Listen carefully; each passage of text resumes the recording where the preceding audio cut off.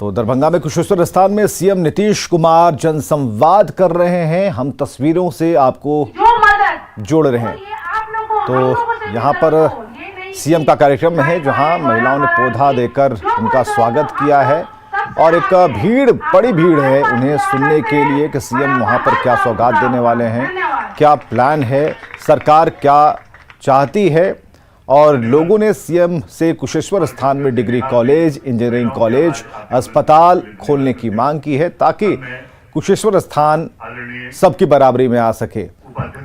तो ये दरभंगा से सीधी तस्वीरें हम आपको दिखा पा रहे हैं।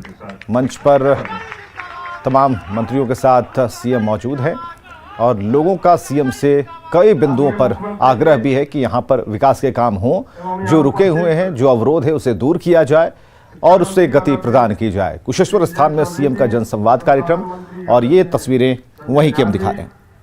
माननीय विधायक श्री अमन भूषण हजारी जी, माननीय विधायक।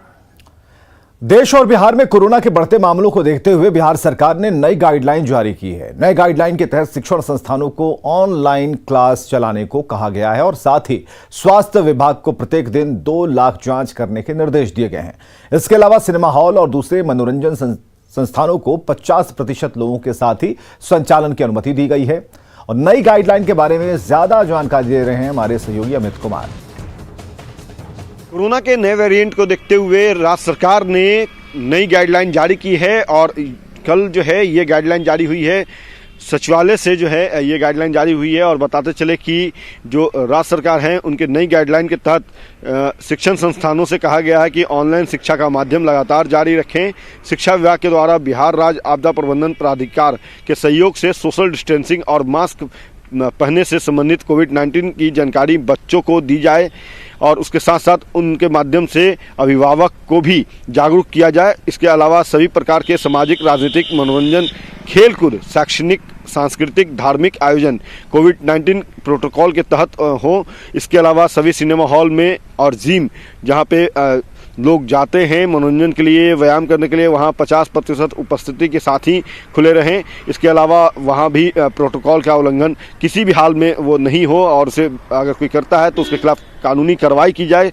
इसके अलावा सार्वजनिक परिवहन में किसी भी हालत में खड़ा होकर यात्रा करने की अनुमति नहीं है। जो नए प्रोटोकॉल कल जारी किया गया है राज्य सरकार के द्वारा, उसे अमल में लाने के लिए सभी जिले के एसपी, डीएम को जो है आदेश जारी किए गए हैं। कैमरा पर्सन अजय दुबे के साथ अमित कुमार, न्यूज़ 18 पटना। इधर सीतामढ़ी में हेल्थ और वेलनेस सेंटर के नाम पर करोड़ों रुपए खर्च किए जाते हैं, लेकिन इसका फायदा आम लोगों को नहीं मिल पा रहा। यहां हेल्थ सेंटर्स पर ताले लगे रहते हैं। यहां हेल्थ सेंटर का जायजा लिया हमारे सहयोगी राकेश कुमार ने। सीतामढ़ी जिले के स्वास्थ्य व्यवस्था की स्थिति क्या है, हम आपको एक तस्वीर के माध्यम से दिखलाने की कोशिश करते हैं कि सीतामढ़ी के डुमरा प्रखंड के लगवा गांव में आयुष्मान भारत के तहत यह हेल्थ एंड वेलनेस सेंटर का निर्माण किया गया था और तकरीबन 4 साल पहले इस हेल्थ एंड वेलनेस सेंटर का निर्माण किया गया था और सरकार का उद्देश्य था कि जो ग्रामीण इलाके के लोग हैं उनको स्वास्थ्य सुविधा हासिल हो सके, उनको ज्यादा दूर तय नहीं करना पड़े, हॉस्पिटल नहीं जाना पड़े, जो प्रखंड का सामुदायिक स्वास्थ्य केंद्र है वहां नहीं जाना पड़े, सदर अस्पताल नहीं जाना पड़े और यही उनका इलाज हो सके। लेकिन 4 साल पहले ये जो हेल्थ एंड वेलनेस सेंटर बनाया गया था आज की तारीख में पूरी तरीके से बंद पड़ा हुआ है और आप तस्वीर देख सकते हैं। हेल्थ एंड वेलनेस सेंटर के निर्माण में सरकार ने लाखों रुपए खर्च किए और यह चकाचक हेल्थ एंड वेलनेस सेंटर आज की तारीख में भी दिखाई दे रहा है। लेकिन स्थिति आप देख सकते हैं कि जो हेल्थ एंड वेलनेस सेंटर के कमरे हैं उसमें ताले लगे हुए हैं और स्थानीय जो लोग हैं उसको इस अस्पताल का कोई लाभ नहीं मिल रहा है और सरकार ने आम लोगों को स्वास्थ्य सुविधा जो घर तक मौजूद कराने के लिए, उपलब्ध कराने के लिए यह हेल्थ एंड वेलनेस सेंटर का निर्माण किया था। लेकिन स्थिति साफ स्पष्ट दिखाई दे रही है कि इस हेल्थ एंड वेलनेस सेंटर से किसी को कोई फायदा नहीं है। हेल्थ एंड वेलनेस सेंटर में ताले लगे हुए हैं और सबसे गंभीर बात यह है कि यहाँ डॉक्टर की प्रतिनियुक्ति है, जो एएनएम है उनका यहाँ डिपोटेशन किया गया है, लेकिन वो आते यहाँ नहीं है और स्थिति ये है कि इस हेल्थ एंड वेलनेस सेंटर से किसी को कोई लाभ नहीं मिलता दिखाई दे रहा है और आज की तारीख में यह पूरी तरीके से बंद पड़ा है। राकेश रंजन, न्यूज़ 18 सीतामढ़ी।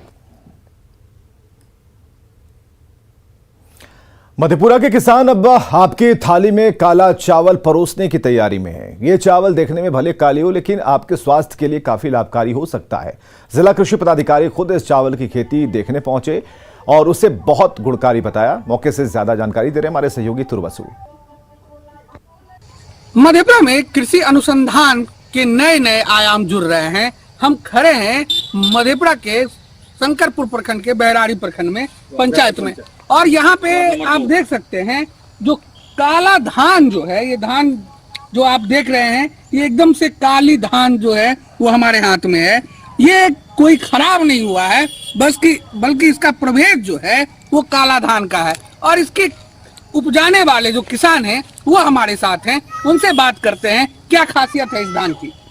ये जो ब्लैक राइस है ये शुगर फ्री है, इसमें शुगर की मात्रा नहीं है, कार्बोहाइड्रेट अच्छा मात्रा में है, फाइबर है, और ये औषधीय गुण के में है, इसमें कैंसर रोधी भी है। हमारे साथ जिला कृषि पदाधिकारी भी हैं जो कि खेत को देखने के लिए आए थे, और वो भी सहयोग से हमारे साथ हैं। हम बात करते हैं क्या खासियत है इस धान की। ब्लैक राइस मूल रूप से ये औषधीय चावल है, और आपने देखा इसका चावल का रंग भी काला है। तो जैसा भी आपके किसान भाई ने बताया, ये कैंसर रोधी है, मतलब इसके सेवन से कैंसर होने की संभावना काफी कम हो जाए। जो ये धान के बारे में बताया जा रहा है, कृषि वैज्ञानिक और जिला कृषि पदाधिकारी ने बताया, ये धान जो है वो औषधीय गुणों से भरपूर है, और इसका चावल जो है वो डायबिटीज के जो पेशेंट हैं वो भी अच्छे से खा सकते हैं। मधेपुरा से न्यूज़ 18 के लिए तुरबसु की रिपोर्ट। मुंगेर में धान खरीद का काम नहीं हो रहा, जिससे किसान अपना धान बिचौलियों के हाथों में बेचने को मजबूर हैं। किसानों का कहना है कि पैक्स की तरफ से कोई पहल नहीं हो रही, जिससे कि वे अपना धान औने पौने दाम पर बेच रहे हैं। न्यूज़ 18 की टीम ने जब सहकारिता विभाग से इसकी शिकायत की, तब डीसीओ ने जल्द कार्रवाई का आश्वासन दिया।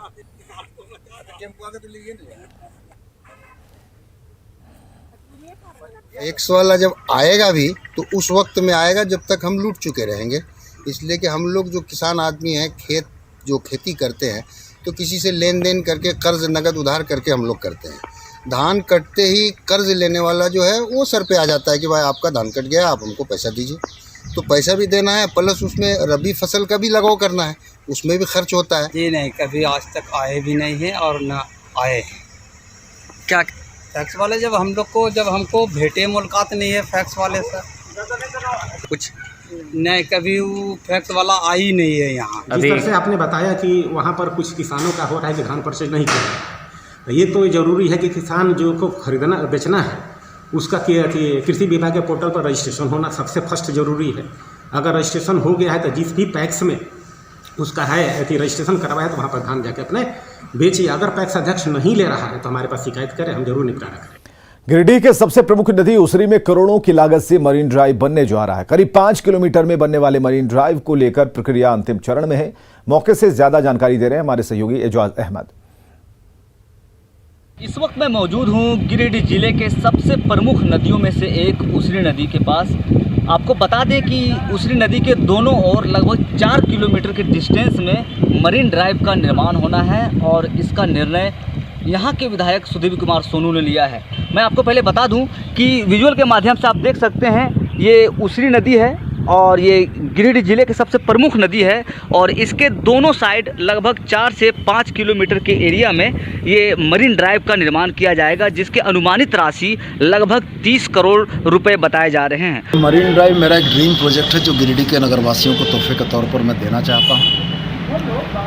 पूर्ववर्ती समय में इसका एक आंशिक प्रस्ताव सरकार को भेजा गया था और उस आंशिक प्रस्ताव पर सहमति बनी थी। उस समय नगर निगम नहीं बना था, तो जाहिर तौर पर उसरी नदी का एक ही किनारा नगर पंचायत में आता था। इस प्रकार मरीन ड्राइव बनाने की प्रक्रिया जो कागजी प्रक्रिया है वो पूरी की जा रही है, लेकिन वहीं इसके बरक्स कुछ समस्याएं आ रही है, जिसे लेकर के सॉर्ट आउट किया जा रहा है, जिसके बाद DPR तैयार कर सरकार को भेजा जाएगा, और यहाँ पे बहुत जल्द ही उसरी नदी के दोनों साइड मरीन ड्राइव बनाने की प्रक्रिया शुरू हो जाएगी। गिरिडीह से न्यूज़ 18 के लिए मैं एजाज अहमद।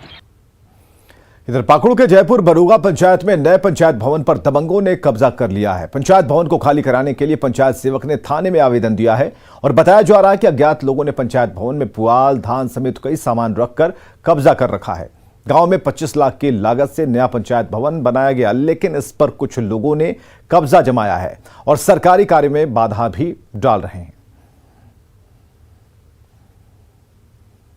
नया पंचायत ऑफिस अज्ञात लोगों द्वारा कब्जा किया हुआ है, उसको खाली कराने के लिए मैं थाने को रिपोर्ट लिखित रूप से दिया और उसको खाली करने की मांग की।